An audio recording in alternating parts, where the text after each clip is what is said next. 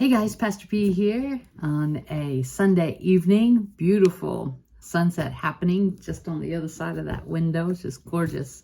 Hope you're doing well today and praying that Easter was good for you, the following Easter week, and the things that God has stirring and going on in your heart.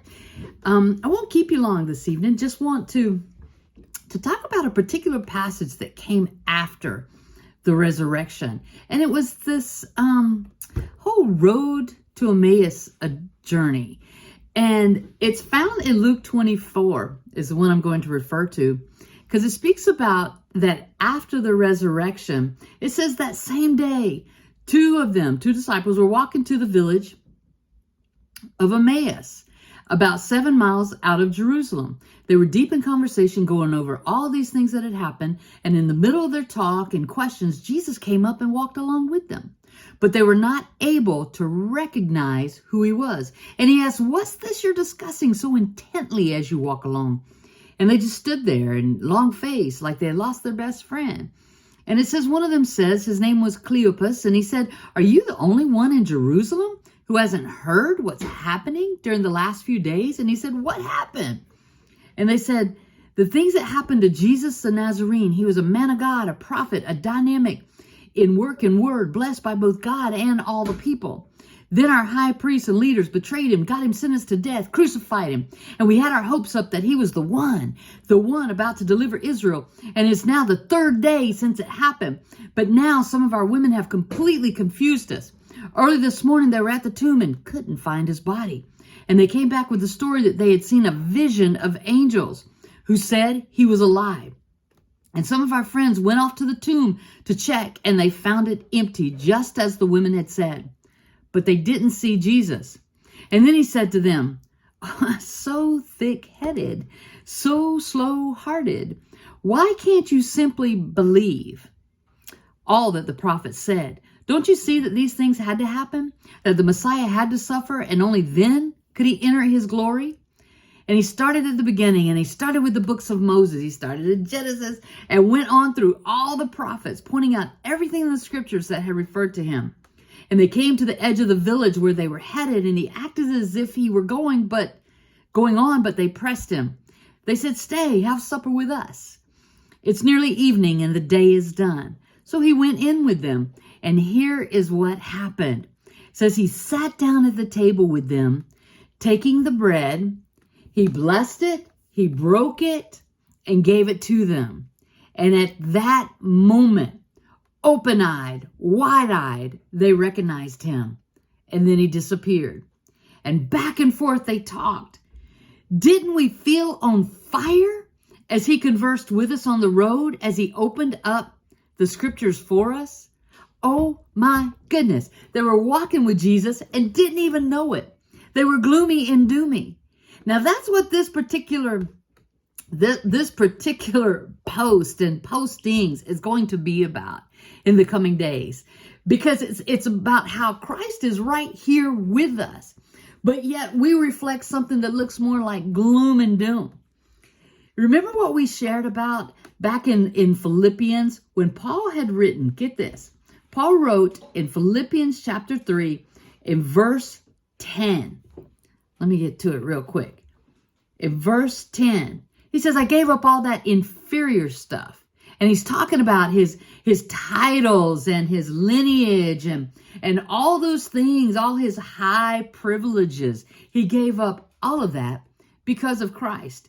And he says, "I gave up all that inferior stuff so that I could know Christ personally and experience his resurrection power, to be a partner in his suffering and go all the way with him to death itself.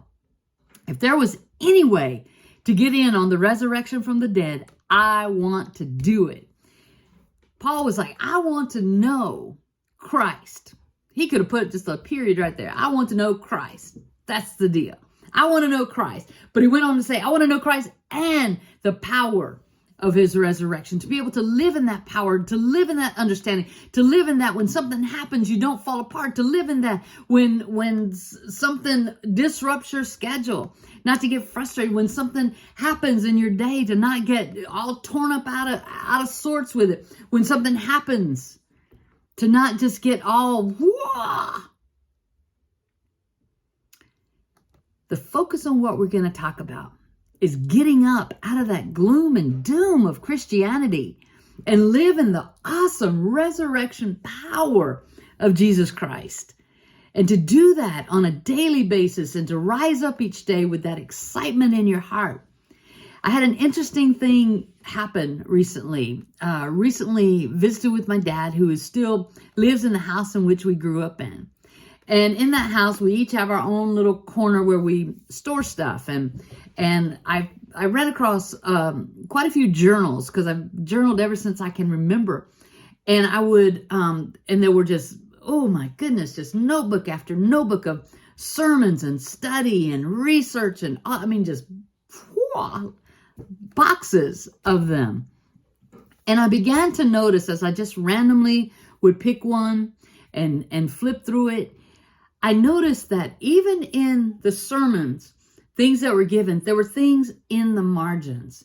There was encouragements. There were things to research later. And then I give reference to where I researched it later. And then I go to that reference and I'm looking to where we dug deeper and deeper into something. That's what this is about. That's what this journey is about. It's about, yeah, we can stay inside the lines, okay, and do the things others expect us to do, the lines of expectations, or we can get to the margins. Let's get out into the margins. Let's push past the lines and build bridges to some understanding of some things that are never taught in churches. You never got some of this stuff in Sunday school. And it's important that we grab a hold of it, because a lot of the things that are happening now bring us to a place of, especially in Christianity or in church, to a place of being gloomy and doomy, and because there's so much happening in the world. But there's one who's overcome the world, and we often forget, just like those folks walking on the road to Emmaus. They were walking with Christ and didn't even realize it. Didn't realize it until he blessed and broke the bread. And I'm wondering, I always wonder, what is it going to take for you to realize that Christ walks with you and is talking with you? God is still speaking. The Holy Spirit is still full of power, working and active in your life. And all we have to do is begin to just listen and to begin to embrace that wasn't just an Easter thing, or that wasn't just on Christmas Sunday, or that wasn't just on, Pentecost Sunday, or that wasn't just on this day or that day, or the day I was baptized, or the day I accepted Christ. No, it can be a reality every moment of every day. I look forward to spending this time with you. Have an absolutely awesome week. I'll check back in with you probably later in the week. But know this, if you're in hot pursuit of wanting to know Christ, Christ has already made that move towards you. All you have to do is open up and be ready. Be ready. Ask, just like those folks, that your eyes be open, your ears be open, your walk and your talk be all about wanting to know Christ. And know that power of resurrection life lives and abides within you and is just ready to come forth. Have a wonderful evening. Again, have a great week. I'll talk to you again soon. Bye now.